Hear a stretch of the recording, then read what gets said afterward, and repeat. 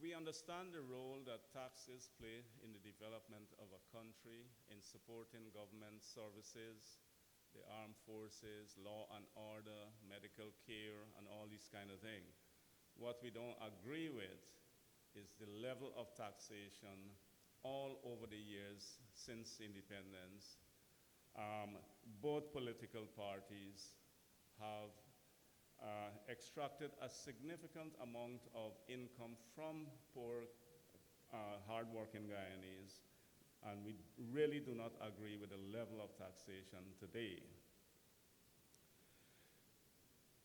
Imagine a person with a family earning $100,000 having $15,000 deducted from his salary before he even receives his paycheck.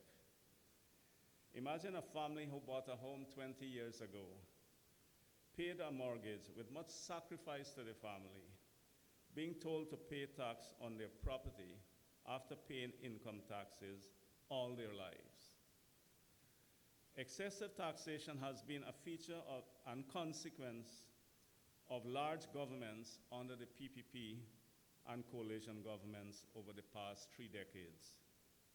Big government over that period transferred hard-earned income from the Guyanese people to the government coffers with who has not much to show in terms of development. High taxation reflects inefficiency, incompetence, give rise to a corrupt state, and extend poverty. In 2014, the government took in $145 billion. In 2018, it did $216 million. And in 2019, they expect $239 billion, even as business activities have gone down. This is no way to achieve what the coalition boasted of, a good life for all. In 4 years, the income tax threshold moved only from 50,000 to 60,000 in 4 years, which means in 4 years, the tax benefit to an employed was only $4,200 per month. In 4 years, can't even buy a meal, and you want a good life for all. It conflicts with the objectives. In 4 years, the threshold moved from 50,000 to 65,000, while the cost of living moved to $120,000. Even with the more than 60% increase in tax collection since 2014, there has been no attempt by the government to relieve the taxpayers of the burden of excessive taxation. In fact, more than 200 new taxes were introduced, including taxes on education, water, and electricity. The largest contributor to poverty in Guyana, now more than 30%, is excessive taxation. To tax anyone earning below the cost of living amounts, in our mind, to state extortion. The same extortionary taxation policy is seen in the taxes on motor vehicles and on local businesses. When you buy a car under 2,000 cc, you have to give the government another car. When you buy a car above 2,000 cc, you have to give them 2 such cars. When you buy a vehicle exceeding 3,000 cc, you have to give them 3 such vehicles. This is nothing but state extortion. And what it does, make our people poorer and facilitates corruption. Ladies and gentlemen, at the business level, we pay corporate tax of between 27 to 40%. We pay VAT at 14%, customs duties of 10 to 20%, withholding taxes of 10 to 20% on professional services to introduce new technologies not available in Guyana. We pay property taxes after paying income tax, and the list goes on and on. We tax investments of local companies, while foreign companies are embraced with all sorts of tax concessions, which Nigel referred to. Effectively, both the PPP and the coalition governments tax both consumption, performance, and productivity. You don't do the whole range. You tax consumption mainly, you promote performance and productivity. And that's how Change Guyana will energize the private sector and create economic development all across this country. An effective tax policy should be designed to promote economic growth by stimulating investments that create sustainable jobs and income. At the same time, providing tax shelters for the lower income earners to achieve better income equality and a better life for all. An effective tax policy should, given our embarrassingly low stage of development, encourage investments in physical infrastructure of roads, buildings, of telecommunications and IT infrastructure, of medical care, education, agriculture, not discouraging these investments. The measures Nigel introduced there will be pursued by Change Guyana government to one, give all employed more control over what they earn by raising the threshold to $100,000 in the first instant, thereby lifting their standard of living. And surely in the next year, we'll take that to somewhere around 150,000, and then 200,000, 1,000 US. It will stimulate accelerated economic growth by promoting investments by the private sector in key development areas, thus creating thousands of jobs. It will promote exports by offering tax-free status on all new exports. It will change our country from being the dumping ground of the world by making new vehicles more affordable. These measures would not affect the financing of government operations, as the increase of spending in the economy would ignite an economic transformation of the Guyanese economy. All Guyanese, let's commit to free ourselves from the bondage of extortionary taxes of the PPP and the coalition government. Let's take our country on a path of economic development. Join Change Guyana, the right choice, the right now. That high taxes cloud the business climate in Guyana. The American ambassador went on to say that Guyana's difficult tax system often leads to foreign companies paying a higher tax rate than in other countries. In addition, she mentioned that the duties imposed on many of the imported goods can be substantial, driving costs up and making our businesses lack competitiveness. The issues highlighted by the US ambassador reflect the burdensome nature of Guyana's tax system, both in terms of the excessive tax rates and the bureaucratic administrative procedures that have plagued Guyana for decades, thereby undermining productivity and stymieing economic activity and development. In order to allow employees to have direct control over their earnings, we have decided to have a plan and commit to raising the income tax threshold to $100,000 in 2020. And the effective increase in income will allow for increased access to goods and services for the working class, which will boost consumption and improve quality of life. Now we come to a very sore issue, and one that has been torturous to many Guyanese to access a non-commercial vehicle. And the current tax regime for the importation of non-commercial vehicles is very onerous, it's inequitable, excessive, and largely inaccessible for the working and middle class, preventing them from purchasing vehicles that are under 4 years of age from the date of manufacture.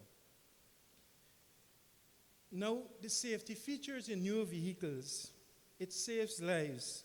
Features such as collision warning, blind spot warning, backup cameras, among other life-saving systems, will reduce vehicular accidents. However, these features are not normally included in the age vehicles being imported into Guyana to be used by our working class, our taxi drivers, and the middle class. So it brings with it a much higher level of risk of injury and even death. So Change Guyana's position is that for vehicles under 4 years of age, we plan to implement a 50% tax instead of the current 82% overall tax on vehicles between 1,500 to 2,000 cc. Now, the current tax, when you put them all together, which comprise of 45% duty, 10% excise tax, and 14% VAT, comes up to 82%. So if you're buying one vehicle under 2,000 cc and above 1,500 cc, you're virtually paying for two. And as it relates to vehicles between 2,000 cc to 3,000 cc, we will implement an effective tax of 75% instead of the current 247% in taxes, which comprises of 45% duty, 110% excise tax, and 14% VAT. And these are accumulative taxes. It doesn't tax the cost directly, but if you pay $1 million for a vehicle, you have to pay 2.47 in taxes. And how the taxes are computed, the 100 million attracts firstly the 40% duty, so now you reach 1.4 million, and then the excise tax is imposed on that, so it's 110% goes on the 1.4 million, and similarly with the VAT. So it's a very onerous and burdensome system, and quite much of a disincentive to persons living in Guyana, and has caused many persons to even depart our shores, because to buy a vehicle here, you know, it's almost like winning a lottery for our working class. Now we come to the vehicles over 3,000 cc. Our plan, our commitment, is to have 100% tax on these vehicles instead of the 297% taxes, which comprise of 45% duty, 140% excise tax, and 14% VAT. So when you buy one vehicle over 3,000 cc, you're pretty much paying for 3 more vehicles. You have to buy 4 to get one. Now, the average kid out of college in the US can pick up these vehicles at cost price. You come down to Trinidad and Suriname, their rates are at least 20%, what should I say, 80% less than the rates that we have in Guyana. So it's a very disadvantageous system that has to be corrected. The dream of many young and employed Guyanese is to own a new vehicle for personal, family, and work utility. Our reduced tax rates, that is Change Guyana reduced tax rates on vehicle imports, will enable a significant number of Guyanese to acquire new vehicles and live their lives with more dignity, safety, and happiness. We have to move away from the current system that primarily allows ministers, high-level state employees, and senior government contract workers to enjoy the pleasurable experience of owning or using new vehicles. We believe the building of a middle class is a forerunner to economic development. In terms of attracting local investors, we plan to repeal property tax, estate tax, and capital gains tax. Now, to attract investors to Guyana, successive governments have waived taxes applicable under income tax, income tax in aid of industry, corporate tax, and property taxes for many overseas investors, and also have granted tax relief to foreign investors from paying duty, excise tax, and value-added tax, among other taxes. So the general take from this is that the foreigners are more important. The foreign investors are more important than the local investors. And obviously, this is not a way to govern a country. The case made for tax waivers is that foreign companies will not operate in Guyana if such taxes are not waived. It implicitly makes the case that local investors also need similar tax incentives to maintain and expand local investments in Guyana. So Change Guyana will eliminate property taxes, capital gains taxes, and estate taxes for individuals and businesses in Guyana. We believe that the removal of these taxes will close the gap between foreign and local investors and contribute towards leveling the business field, which will result in inclusive and increased economic activity. The average property tax collected, and the point I'm going to make here, is some of these taxes are minuscule in terms of our budget, or rather our tax collection, which for 2018 it was 200 billion, and it's projected to be 224 billion in 2019. And property tax as a percentage of tax revenue for 2017 and 18, the average property tax was 2.15%. A similar analysis for estate tax amongst the 43 million, or 2.3% of 1% of the average tax collected, a significantly immaterial amount. In addition, the frustrating process of involved in paying estate taxes will be eliminated. Just to get your estate administered and get the GRA involved and all the paperwork that is required, the back and forth, it puts us high on the frustration index and reduces, the pride and love you have for being in Guyana. So we think it's important that some of these taxes, which I've called nuisance taxes, just in the context of, one, the materiality to the budget, and the other, and how it will also free up economic activity in Guyana, is important for our economic advancement. While at the same time, our local businessmen and individuals will enjoy a better quality of life by having these taxes removed. We cannot just follow the leader or follow systems that were in place for 40, 50 years and not recognize that we are in a different climate, a different time, a different era, and adjust accordingly. Now, due to the disaggregation in the 2019 budget, we have used the average capital gains tax collected as a percentage of tax revenue. The amounts collected were 285 million, or 19% of 1%. So it was like a fifth of a percent we got in capital gains tax. But what that underlines is that it is not cost effective to receive 285 million out of a 200 billion tax collection received, and the procedure, the time, the frustration of dealing with these issues does not warrant the frustration of the Guyanese people getting involved in these processes. And that's not coming to the benefits of not having them.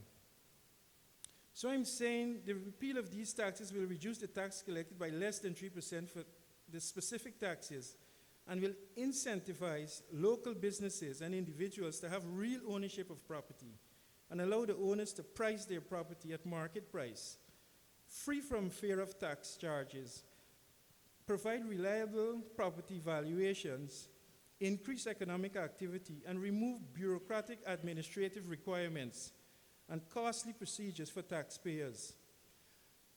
So overall, it will result in higher revenue collection and provide for more fairness in the tax system. Just the consideration that you can sell your property and there is no capital gains tax because the capital gains tax rate is 20%. You sell a property for 200 million and the acquisition cost, let's say, was 100 million. You have to pay 20 million to the government. Now you don't have to play hide and seek and undervalue the property and do all manner of things to avoid paying the taxes because you know that there's no tax charge. And it similarly applies to property. And what this does is an entrepreneur or a businessman or even an individual will be more willing to relocate for a better job or to invest the monies from the sale into economic activities that will create employment. And these are the things that what you call opening the private sector and allowing for the business class and the working class to embrace activities that will promote economic development. Reduction of the VAT rate. In 2019, the budget is 224 billion, and it's projected to receive 45 billion in VAT collection, making up 20% of the budget. Change Guyana plans to reduce VAT to 12%. The reduction based on the 2019 budget will amount to 900 million, less than $1 billion. But this amount, however, will be exceeded by the increased declarations of VAT at the lower rate. So we believe this will have a positive effect on tax collection. Removal of VAT from electricity, water, smartphones, and cellular data plans. And this is a very important area. We felt it was retrograde when VAT was put on electricity and water. But in addition to the removal of VAT on electricity and water, Change Guyana will remove VAT charges for smartphones and cellular data plans, as we recognize the importance of accessing information at the lowest possible cost, using smartphones that are as powerful as computers in use over a few years ago. The most popular technological development in the 21st century allows developing countries like Guyana to access first-world education tools on smartphones that are effective tools for low-income families to access learning platforms and improve the quality of their education. Removal of import taxes on heavy-duty machinery for production, refarming, mining, and other industries. The government needs to provide the regulatory framework, and this is the distinction that a Change Guyana government will have. We will see ourselves as regulating and creating the environment for the private sector to grow, for the private sector to receive incentives, to put measures in place that will result in the reduction of poverty, access to health centers, affordable and free education from nursery to tertiary. And all of this would be boosted by the tax measures and tax incentives that we've been speaking about. So for the removal of import taxes on heavy-duty machinery in the farming, mining, and other industries, we are looking here at rice, bauxite, sugar, other farming sectors, forestry, oil, construction, and fishing. The enormous benefits to enabling economic diversity and strengthening our industries for increased employment and productivity, and to add value to the resources that we primarily export are the pillars to economic development. Now, tax credits. The tax credits largely will target the vulnerable, the youths, and the aging in our population. And we will have employers provide job skills training for youths and adults, with tax credits being provided to reduce the tax liability of employers. Tax incentives built into educational collaborative programs between large businesses and technical, vocational, and university institutions will be adopted to ensure graduates obtain employment with large businesses. The employment of our youths and graduates in good-paying jobs is an important component of our economic development plan. Tax credits will also be provided to banks and other leading institutions for financing small businesses and micro enterprises. We are experiencing the abandonment of many school and community playgrounds. We believe it is necessary for the development of our youths to be able to have access to well-maintained playgrounds. As such, corporations will receive tax credits to adopt and maintain these areas. The benefits of sports serves as a cohesive bonding process for youths and adults in and between communities and reduces idleness, wrongdoings, and criminal activity. Tax incentives.